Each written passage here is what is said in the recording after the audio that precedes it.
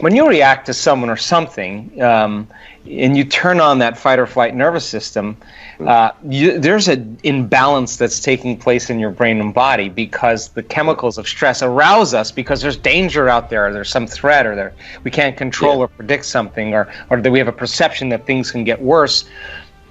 That primitive system has been very adaptive, especially if you're being chased by a saber-toothed tiger. Fear is adaptive. You don't want to turn around and try to pet it. It's not going to work, right? The best thing to do is to have that fear response. Or if you're protecting your family, then fear turns into anger, and now it's adaptive because you have to protect the people that you care about and love. So it's been very adaptive, but the complexity of life has created some really big problems, because now it becomes very maladaptive when it's an email or the coworker that's sitting next to you, or traffic, or the news, or whatever. So when you turn on that system and you can't turn it off, now you're headed for some type of disease, because you can't live in emergency mode for all that time. So anything you do that puts you out in nature and takes you from the narrow focus of your problem to an open focus of water and waves and an infinite space, and your brain is in nature, and you're no longer focusing, you're taking your attention off it. By you taking your attention off it, you're no longer putting your energy on it. And you're disinvesting your attention and breaking your association to that problem. Now, that's called emotional intelligence. And exercise, surfing, dancing, whatever people are into, crochet, tennis, whatever it is for the person to just break away from their life. It's not that you react. We all react. The question is, how long are you going to react? That's the real question. So now, when you're living in by those chemicals, and you're being chased by Tyrannosaurus Rex, there's only three things you care about. Your body, like, I got to put attention on my body because I may get eaten. Where in my environment am I going to go? What's the best route to take? And your attention is on that beast because it's chasing you. And time, like, you're preoccupied with time. I only got a short amount of time to do this. So 70% of the time, people live in aroused states because of the hormones of stress. So they believe they're their body because that's where all their attention is. They believe that their identity is connected to people and objects and things and places because that's what makes up our environment. And of course, people are always trying to predict the future based on the past, and they're never in the present moment. So the very hormones of stress heighten our senses, cause us to become materialists, and we narrow our focus on the danger.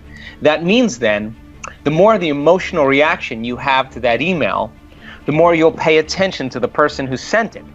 And if you place your attention on that person, you're giving your power away to that person, because that's where your attention is.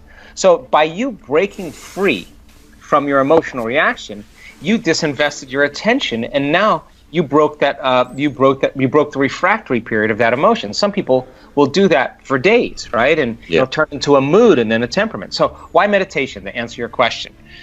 Because meditation is all about getting beyond your body, getting beyond the people and things and places in your environment, and getting beyond time.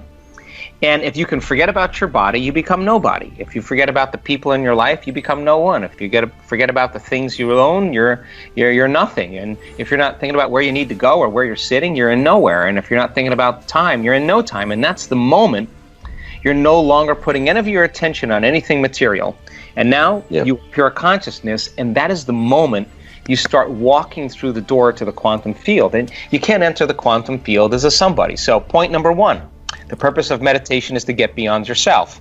Point number two, the purpose of meditation is to get beyond that analytical mind of yours. And what separates the conscious mind from the subconscious mind is the analytical mind. So 5% of your conscious mind is made up of things like logic and reasoning and will, and your subconscious mind is made up of all these habits and behaviors and unconscious emotional reactions and beliefs that pretty much we do on a daily basis until it becomes a skill or a habit. So then you can't change those subconscious states with your conscious mind.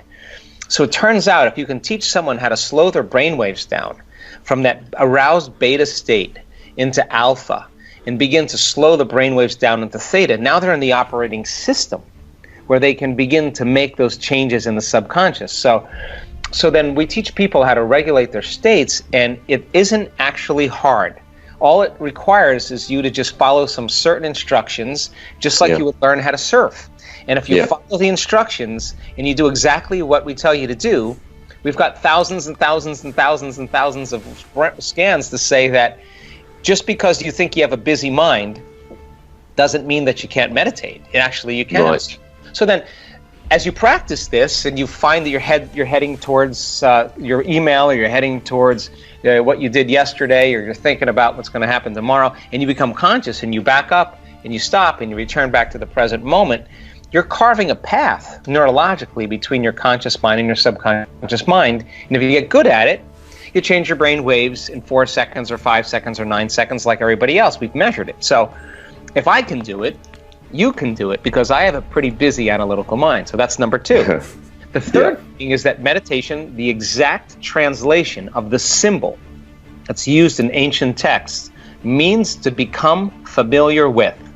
So if 95% of who you are is a set of unconscious thoughts, automatic habits and behaviors, and emotions that you're addicted to, then if you're sitting in a meditation and all of a sudden you're becoming conscious of your thoughts and you're becoming familiar with them, you're becoming aware, and you start noticing your habits, and you start paying attention, observing that, oh my God, I've been living in guilt. I didn't know it was guilt because it just feels like how I always feel. The moment you start becoming familiar with those states of mind and body, you're no longer the program. You're the consciousness observing the program, and you begin to objectify your subjective self. You're pulling out. In other words, who is doing the observing of your thoughts?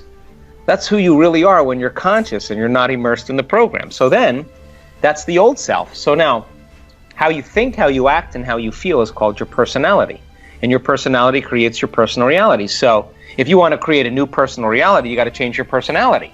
So now you're conscious of those unconscious states, and you're so conscious of them that you'll never go unconscious during your day. And the thought that I can't, or it's too hard, or I'll start tomorrow, or you're angry, or you're frustrated, you'll become aware that you're doing that, and it won't happen. So now you're in the unknown.